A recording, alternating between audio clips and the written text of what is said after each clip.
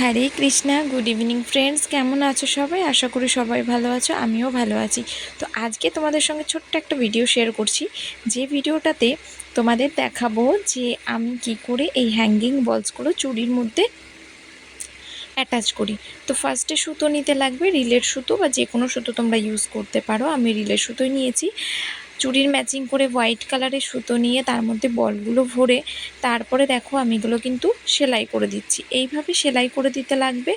আর সেলাই করে দিলে আঠা দিয়ে এগুলো লাগানো যায় না, স্টিলের তোমরা রিং দিয়েও লাগাতে পারো, ছোট ছোট যে তোমার সিলভার কালারের রিংগুলো পাওয়া যায় ওগুলো দিয়েও লাগাতে পারো, বাট আমি মনে করলাম যে সেলাই করে দেওয়াটাই বেটার হবে। তো আমি সেলাই করে দিচ্ছি। দেখো এভাবে কিন্তু আস্তে আস্তে সেলাই করতে হবে। তো এরকম করে সেলাই করলে কিন্তু জিনিসটা অনেকটা মজবুত হয় আর খুব সুন্দরও লাগে দেখতে। তো কাস্টমার আমাকে বলেছিল যে আমাকে এই মতিগুলো কিন্তু লাগিয়ে দেওয়ার জন্য, হ্যাঙ্গিং বলগুলো। তা আমি ওনাকে ওইভাবেই লাগিয়ে দিয়েছি। আর লাস্টে দেখো এই যে এরকম পুরো কমপ্লিট হয়ে গেছে। এইভাবে কিন্তু আমি প্রত্যেকটা চুড়ি আমি কিন্তু সেট করে নেব। কেমন লাগলো ভিডিওটা একটু কমেন্ট করে জানিও। আর আমার চ্যানেলটাকে সবাই একটু সাবস্ক্রাইব করে দিও।